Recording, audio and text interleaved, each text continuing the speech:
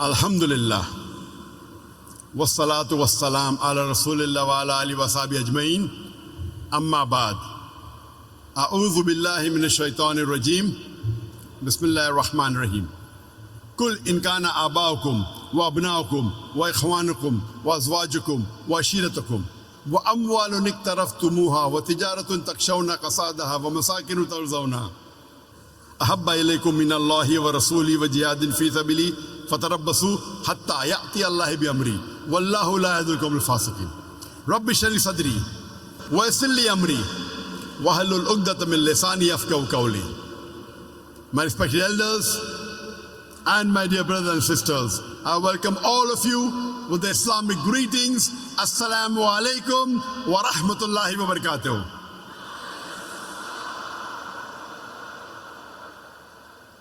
It's a pleasure and honor for me to be back in Nigeria after 10 years.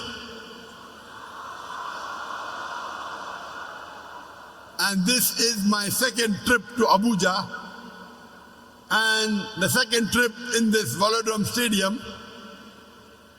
And it's nice to meet all the brothers and sisters of Abuja back again after 10 years. Before I dwell into the topic of today, I would like to speak a few words regarding our brothers and sisters in Palestine. Most of us know the history of Palestine and how was the Israel state formed. We know that Hitler incinerated 6 million Jews. It was a Holocaust. And these Jews, they scattered to different parts. And many of them, they came to Palestine, and our Muslim brothers in Palestine gave them shelter. They said, Ahlan wa sahlan to the cousins. The Jews are the cousins of the Muslims, the Arabs. The Palestinian Arab Muslims, they welcomed their cousin, the Jews. They gave them shelter, they gave them protection, and they allowed them to come to the land. But unfortunately, several years later, the same people who were refugees, they kick out the host out of the land. Imagine the owner of the house is kicked out, and now when the Palestinians are fighting for their rights, they're screaming that this is our land. These Israelis and the Westerners, they're calling them as terrorists. There is a saying in Hindi, Ulta chor kotwal ko date. That means the robber is scolding and blaming the policeman for the robbery he has done. And we know this is common, that those people who are in power, they control the media. And as you know, the media can convert black into white, day into night, hero into a villain, villain into a hero. So today the media, the international media, most of them, they are painting as though these Palestinian Muslim brothers and sisters who are fighting for their freedom, they are being called as terrorists. And this is common, we know that in history. And we know that the Britishers, the French, the Portuguese, they ruled 2/3 of the world. They occupied 2/3 of the world. And the biggest people who did maximum atrocities in the world are the Britishers. But they change the history and they tell, we have gone to different parts of the world to uplift them. They did nothing but robbed many countries of the world. They looted many countries of the world, including the country where I was born, that is India. And when people fought for their freedom, we know Bhagat Singh, he was a great freedom fighter. These Britishers at that time, they called him as terrorist #1. But we Indians, we called him as a freedom fighter. We had to respect him, we had to revere him.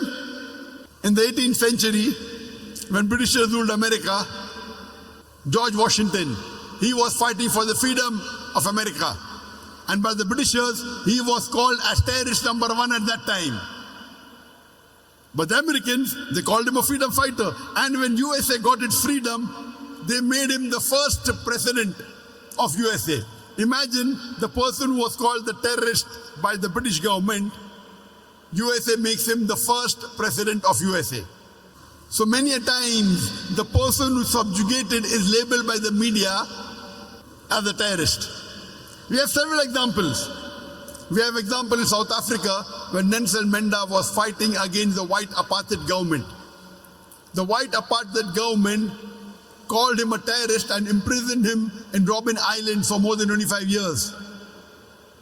He was called the terrorist number one at that time.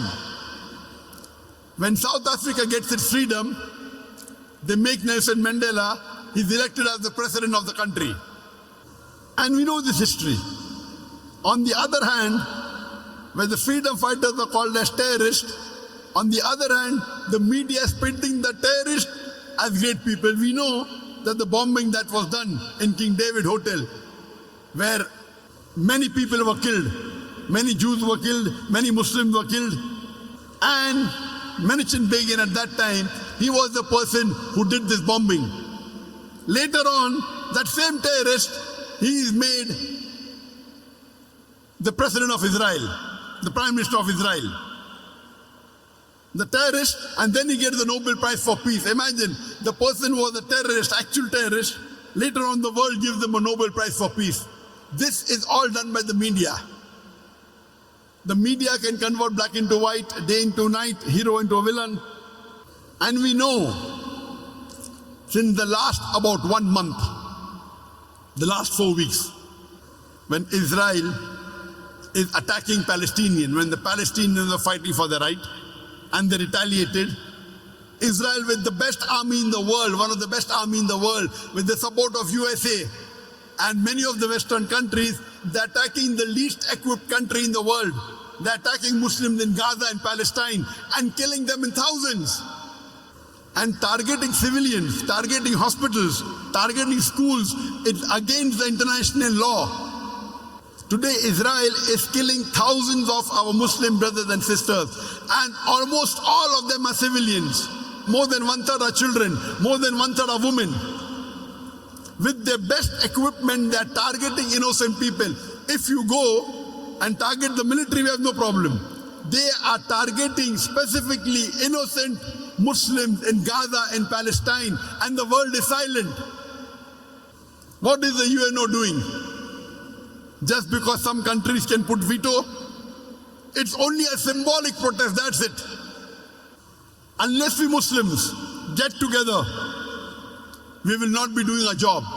I've given a talk on 13 action point plan.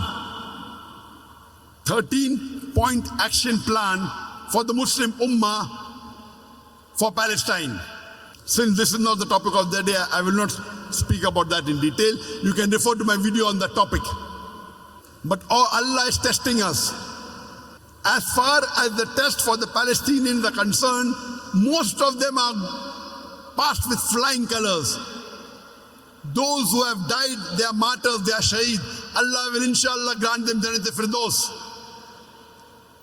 Those that are suffering, may Allah give them steadfastness. May Allah give them peace.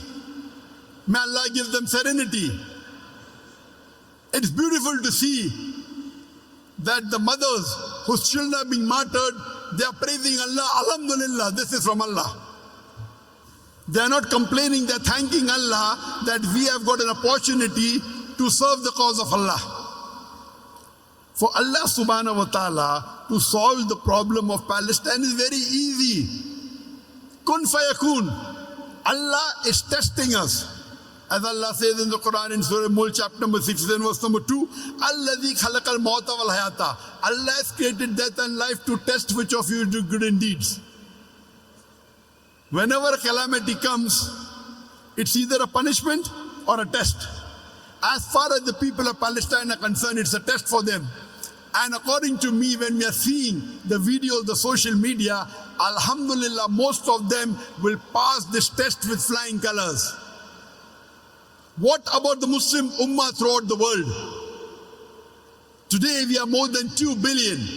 Out of the 8 billion population, the Muslims are more than 2 billion. We are about 26% of the world population. Are we doing our job? Do watch my video on 13-point action plan for the Muslim Ummah. And it was 4 years ago, in August 2019, I gave a talk in Kelantan, where mashallah in Malaysia, where more than 100,000 people came in that stadium. And it was so successful that the enemies of Islam in Malaysia could not digest the popularity and the impact. So they started maligning me. Some of the non-Muslims in Malaysia, especially those of the Indian origin, they started maligning me. They started criticizing me. They started calling me a terrorist. What I did, the 5 main important people who maligned me, all of them were politicians. All of them politicians. One of them was a cabinet minister of human resources. One was the deputy chief minister number 2 of Penang state in Malaysia. One was a member of parliament, very popular person. And the other 2, they were member of legislative assembly. When they maligned me, I picked these top 5 people who were involved in maligning me, and I filed a case against them. That was 4 years back, in August 2019. And they were wondering, when we speak about the Prime Minister of Malaysia, one of them is complaining. When we speak about the Prime Minister, against the Prime Minister of Malaysia, no one complains. Who is this foreigner coming in a country and doing a case against us? Most of them, they came and apologized and did outside court settlement. I said, no problem. But the biggest enemy of Islam, his name is P. Ramaswamy. I continued the case with him. And the verdict was on the 2nd of November, just 3 days before. I could not attend the verdict because I was called by the Sultan of Sokoto, and my talk was I could not cancel it. But just before the talk, a couple of hours before, the verdict came by the High Court of Malaysia that they asked Ramaswamy, P. Ramaswamy, who was at that time the Deputy Chief Minister 2 of Penang, to pay a fine, to pay damages to me of 1.52 million ringgit, which if you convert it to US dollars, it is 320,000 US dollars. And if you convert it to Naira, at that time the rate was 1,200 Naira per dollar, it came out to be 383 million Naira. And the court told he should give this fine within 30 days.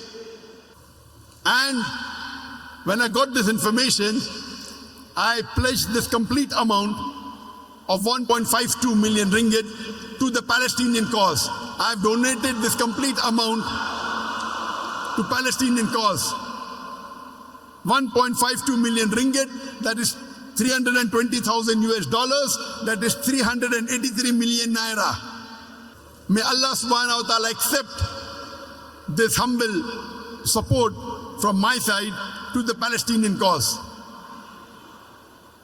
And I pray to Allah subhanahu wa ta'ala that may He give steadfastness to the people of Palestine. May He give them sabr. May He elevate them. And may He remove the suffering. And may He give the strength of the Ummah to join together to see to it that they are able to stop this genocide in Palestine. And I pray to Allah subhanahu wa ta'ala that may He give the martyrs of Palestine Jannah, inshallah, Jannat Firdaus.